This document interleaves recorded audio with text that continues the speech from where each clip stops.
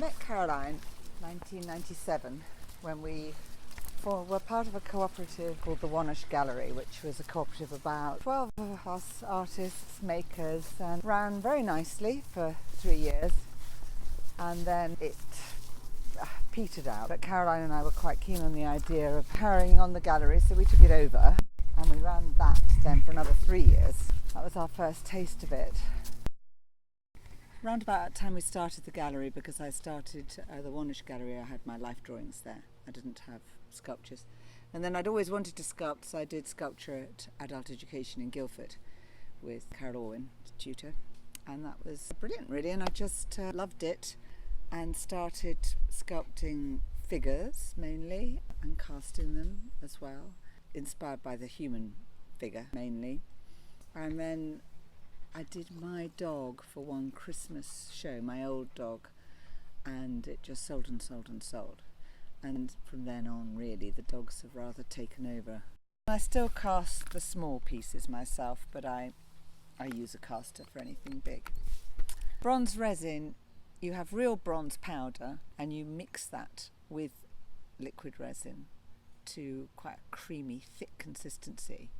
Layer that into the rubber mould, and then you back that up with either fiberglass or a solid fill, depending on the piece. When you wire wool it, you're taking away all that plastic on the surface and you get a bright bronze, and it will patinate. It's interesting working as a partnership. Caroline and I have been working a very long time together. Next year will be 20 years of Lingwood Samuel. And we really do work very well, actually. She's incredibly creative, artistic, a real creator, and has a vision, a very clear vision. I know the work I like from other people, and I can spot talent, but the vision she's got for the interior of the gallery and the hanging is very precise. I quite enjoy the admin and finding the artists and contacting the artists and dealing with them, and she's not mad on paperwork and phoning artists or that sort of thing. I tend to do more than her, which is fine. The dynamic works amazingly well. When I left university, I went on to open a wedding dress shop, making the dresses and embroidering them, because at Goldsmiths my degree was in fine art textiles, and when I left to make a living I knew that I could do that, making dresses, etc., where people would pay the money for the embroidery. But very soon I realised I wanted to go back to the fine art side of it, which was my real love, and I started doing that, and we moved out to Shamley Green, and I started my first sort of small studio from home there. A few years later I joined a cooperative where I met Margaret Samuel. We were both working artists with young children, so the cooperative seemed like a very good idea.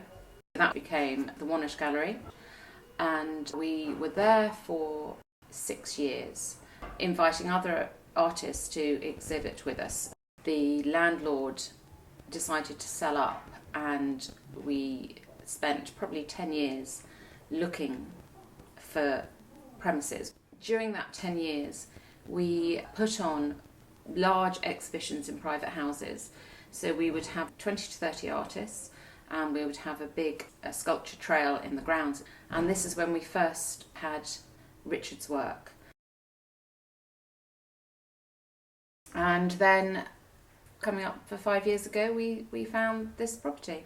The building is a grade 2 listed building, which again is something which we were very passionate about, having a very special space, and we wanted to make the space almost home-like. Then it's not a traditional white-walled space. We hope that when people walk in they don't feel put off, that it's too sterile.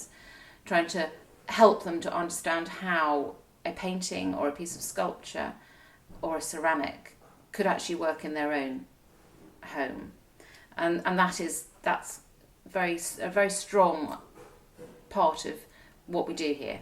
In the gallery, Margaret and I, although we both curate the exhibitions in finding the different artists. We do have different skill sets.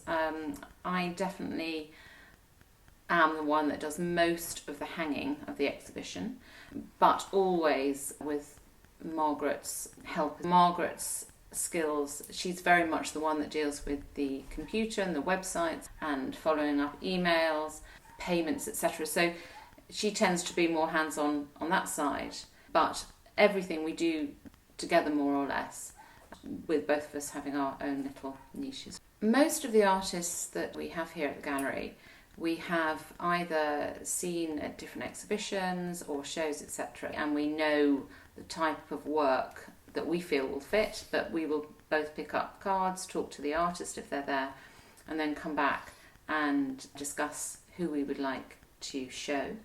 Each exhibition we try to theme it so that we want the work to flow. My work has evolved over the years, but when I turned back to more the fine art side, I still had a strong textile base in my work. I still have some textile work, as I would call myself both a painter and a mixed media sculptor, and so sometimes textiles comes into that, but it is beginning to fade out, although I do use textile techniques, but not necessarily with fabric or thread. I might be using silver or wire. When we ask artists to exhibit with us, especially say with the painters, we will normally ask them for 6 to 8 pieces depending on size. We have a strong vision which reflects our taste, and so we do look further afield. We have local people, and if we feel that local people's work fits in, then that's great, but it's very hard just to keep just local art. People will either deliver or they will post it, courier it generally. As I am both an artist and a gallery owner, I think I have a good understanding of how it is to stand in the artist's shoes. I think a lot of pure gallerists wouldn't, because they're trying to sell work, but they don't see it from an artist's point of view. I know they have expectations and I don't want to let them down. And I have to say there are times when work comes in and I think, wow, this is amazing, this will walk out the door, and it doesn't. And then other times work will come in and I'm thinking, I'm not sure how will that go with our clientele, and it just all goes. So although we obviously have an idea of what will and won't, sometimes one is surprised. We are in very difficult times at the moment. We have been for the last few years. People are reticent, but we have a very good, loyal following who always support us.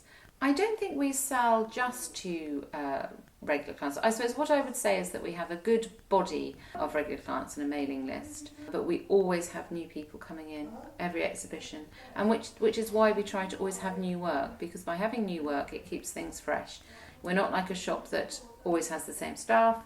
Somebody who may not have known we were here, something in the window, they may have walked past a number of times but nothing's caught their eye, and then you have a piece that does, and that will bring them in, and then they will come back. When we invite an artist to exhibit with us, we have looked at their prices beforehand so that we have an idea, because being a small provincial gallery as such, we have an idea of a threshold of a price that we can potentially have work at. But the prices are set by the artist. They know what our commission is, and it is extremely difficult because it's how does one price one's work? Is it on hourly rate? Is it what you think it should be? It's a minefield. So it has to be something that the artist at the end of the day has to be happy. So if they come to us and they're not sure how much to sell their work for, we will advise whether we think that we can sell the work for that. But I would never tell them how much it should be, because I don't know what goes into it. So what is something worth? Is it worth what somebody will pay for it? But if you are spending a long time making it and you can't sell it for that, you're not going to be able to make a living from it. So why are you doing it? Sometimes one has to make work which is slightly more commercial, but still have work which is following your heart and what you really want to do, but at least have some other work which perhaps you can make your living from, but enables you to do the other work, and the other work might then take off and you will be able to make it pay. But as both Margaret and I are working artists, we do understand that. That's all we can do is advise, really. The emailing list is several hundred now, and so I email them. That'll be going out this week. Several hundred followers on Facebook and Instagram. So I'll do it on Facebook, I'll do it on Instagram, I'll do the mailing list. And that is it, certainly for this exhibition. For the Christmas exhibition, we'll send out a card as well and put that in various different places. On our website, there are examples, and I will post on Instagram regularly, so you can access that from the website, and there will be examples of people work, but there's not an online catalogue as such. There's a list of the featured artists. I don't list every single person. I mean, I'm not on it, Caroline's not on it, because we're always there, but the new artists are on it, and if we've got new work from somebody who's come before, they'll be on it. So say somebody's exhibited with us twice before, and they're coming specifically for this exhibition, they'll go on it again. What we don't have is a selling page, but we have sold quite a number of pieces via social media and via the website. A surprising amount happens on Instagram without seeing physically the piece. I will send them more photographs, and I've sold Big Picture to New York. They'd not seen it, and the shipping was obviously very expensive. The customs forms and everything is quite expensive when it gets over 300. That all gets more complicated.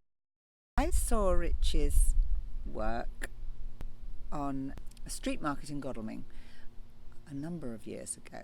He was making lovely jugs with insects and butterflies and bees on, and I bought one and showed it to Caroline and said, look, I think these are nice. How about it? And she said, yeah, that's fabulous. So he came and he exhibited at an exhibition we had at her house. It was a good few years ago now. And of course he's gone on from there to much different work, and we've seen his more recent work and thought, yes, that would be fabulous for us again. I was just blown away by how the work had grown and evolved, and how the feeling of almost the Delftware and the tiles was also a part of these far more sculptural pieces as well. And both Mark and I just felt it would sit really well in the gallery, which is why we then approached him again.